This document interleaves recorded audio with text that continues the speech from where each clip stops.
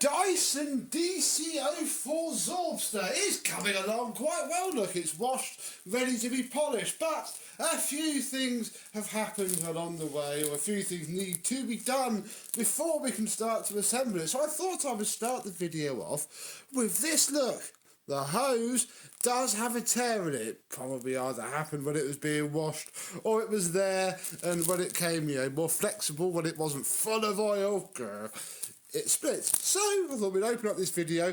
We're fixing this and getting at least this bit ready. The belts and the bits of the clutch haven't come, so start this now. So let's have a look, and then eventually we'll have a look at this a bit later on.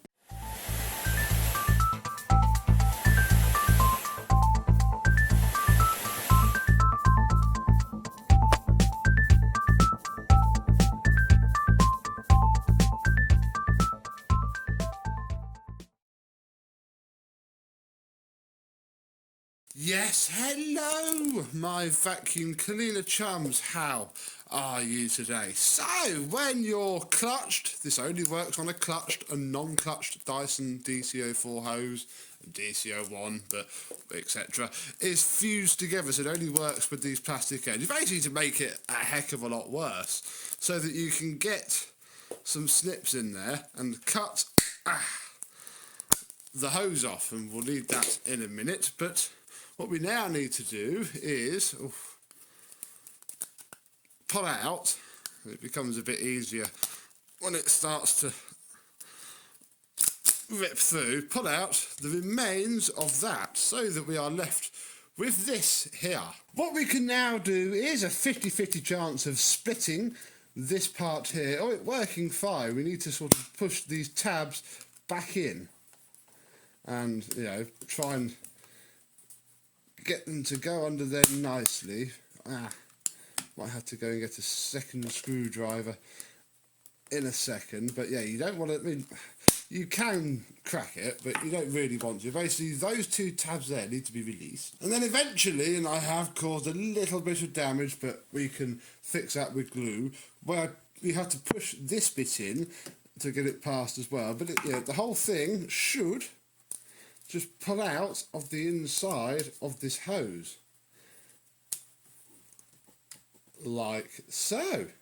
And there is how the bottom lock ring works. We'll have that out in a minute, because it doesn't work very well at this precise second. But this is the bit that we're most interested in. This is the inner bit of the Dyson hose. And yeah, back in the olden days, before they just injection moulded everything into a one-piece unit, you had hoses like this, and here you have it's a slightly threaded end.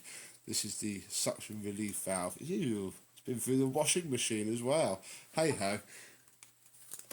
Scrape it down. No, what we want to do is put our hose onto the end of here, basically glue it on really well. And once you've got it twisted on nicely so that that bit is on the stop, I use Q-Bond, but you can use whatever, your glue, and you basically capillary it all around the edges, like so, and it'll seep into the cracks, and you've got a nice big contact area up here anyway. And I've had good results with this. I've never had a hose back that's gone that I know of, so that's possibly quite good. And you want quite a lot of glue, and then you basically just don't touch it for a couple of days now, because it's only that little bit there that's actually holding it on. So we'll let that cure completely 100% properly, and we need to have a look at this. And the way to do this is to flip it out, and then look, we just lost one now.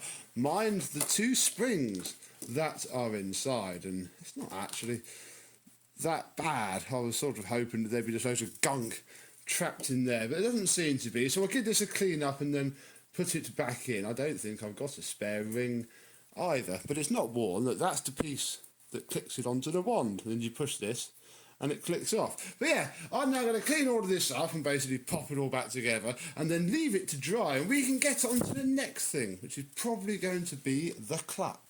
Can you come in, please, bird? I want to start filming. It's cold outside. I can't have you squawking away while we have a go at the clutch on this thing. Now, I've not actually done a Zorbster clutch before. I looked back through the last one that I had, and it didn't need a clutch. So, let's give this a go. It's in!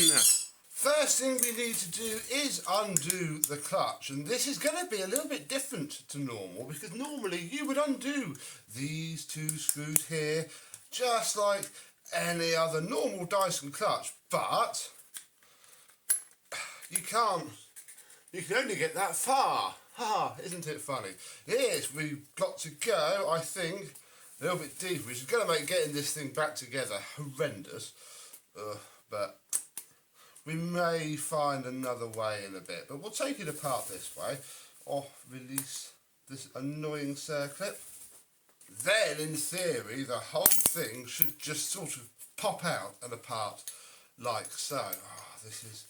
I don't know if we need to take this bit off. I think we possibly do. I just don't know how it really comes off. Does it just push off? And it's got to... No, this is quite annoying, folks, because we've got to try and push it back in with all of this apart. We might be able to do it. I don't know. We'll worry about that later. Let us remove our cream crackered white wheel, original Dyson belts, completely and utterly destroyed. As is this, the killer of many a clutch Dyson, I would imagine, when the white wheel disintegrates. But for not a lot of money, you can go onto eBay and buy yourself one of these Dyson clutch cog, and there is a little circlip in here, although I'll leave it in the bag for now, so it doesn't go walking by a certain colourful flying mouse. Yeah, brand new remanufactured parts to replace this issue. Do need to keep the metal part from the old one though and fit it into there. Gosh, that's very loose. Normally they're quite tight.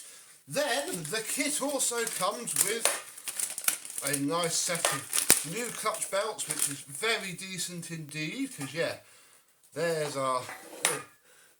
that one, and that one's pretty gone as well. Marvellous. So I'm going to get this back together and get it into the vacuum, and we'll see what happens.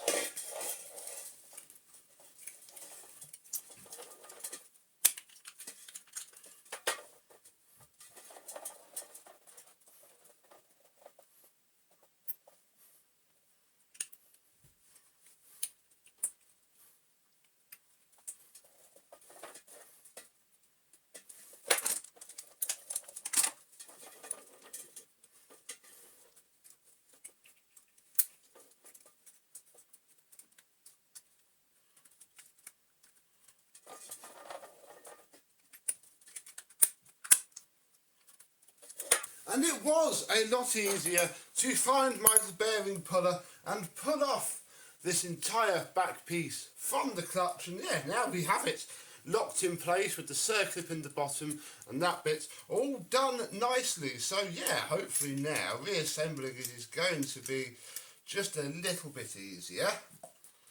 Little drop of oil just to hopefully hold, too much. Just to try and stick this to here just enough. The oil will just run off, and well, no, it won't run off. Don't run off, it will just sit there quite happily. Oh, because yeah, you've got to have that ring sat there, have the belt on. I forgot how fiddly Dyson clutches are. They're not difficult, they're just fiddly little things. Oh, why won't you just clip on? Uh-oh. Oh, what's moved? Okay. This moved, but is also now broken. But that's not really a problem for us. Hang on. Because in my box of clutch spares, oh, look at that. All those clutch spares and bearings which fit Dyson V6s. Marvellous. Yep, I have a spare one of these. Yeah, this one's just fallen to bits, look. Who knows why or cares? We're getting a little drop of glue this time because obviously oil did not work. There we go. Don't you fall over and stick yourself to the carpet. There we go. Drop this in here. And yeah, give it a couple of seconds to set off and I'll get this onto there. Having our end piece off gives us a marvellous opportunity to stick a drip of oil in here. This is all roller bearings.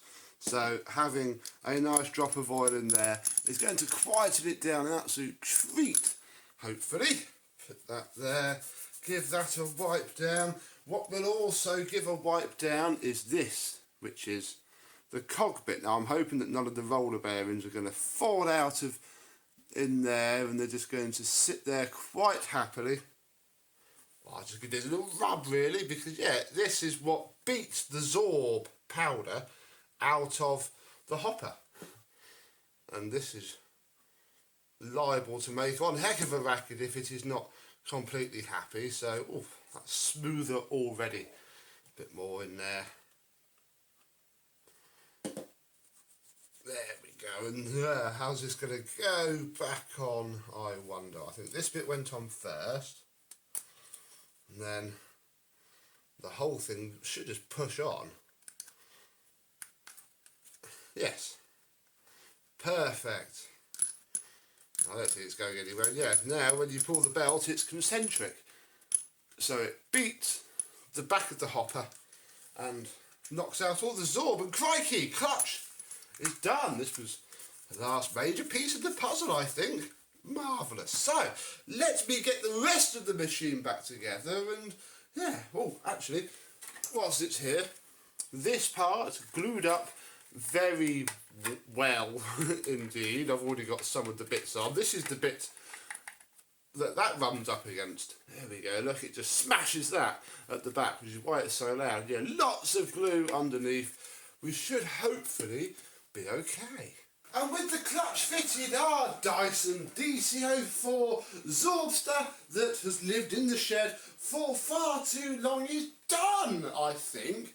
Haven't tested it out. Well, I lie. I've tested that the motor runs. I did that when it was all apart. But since doing the clutch work, I haven't turned it on. And this could mean that we're going to take it back apart again. Because if that clutch isn't right, there's not a lot we can do. Let's see what happens. All right, so far.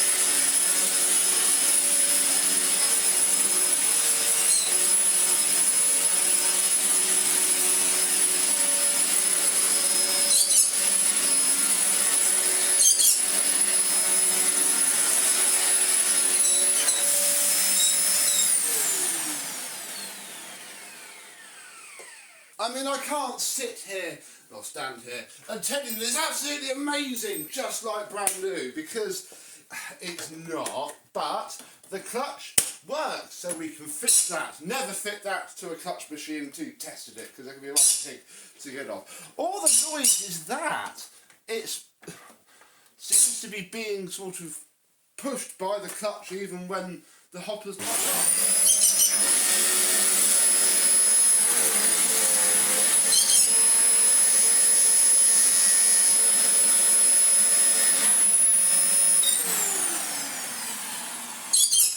Which is a massive pain, to be honest, because it shouldn't be doing that, and it's making it all the worse for it as well. But shut up, Phoenix! Come here, pack it in. Shh. And it's making it all the worse for it, because that's what's giving it all the noise, but it's never going to be an expensive vacuum cleaner, this, because it's got the massive crack running down it. I don't know, I might try and reseat this a little bit off camera, but I've got to take everything apart again. I don't fully want to do it, but at least it works, you know. We picked up some dirt from this rug, very good indeed. And yeah, what also works now, must have been a bit jammed up before, is The speed control, let me demonstrate for you.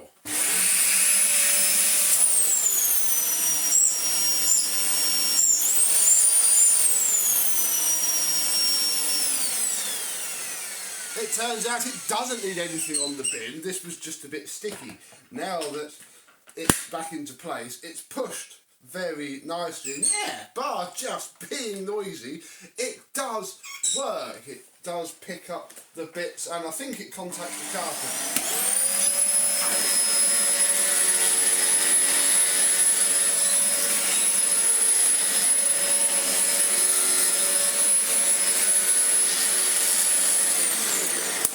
Contacts the carpet fine. Just something a little bit awry with that. I don't know, I think it should be pushed in more. I think this should sit off of that clutch normally, and it's pushed in with the hopper so it contacts it. But equally, it's been a while since I've had one of these. I just don't remember the last one we had sounding quite this bad. But who knows? For now, it is done.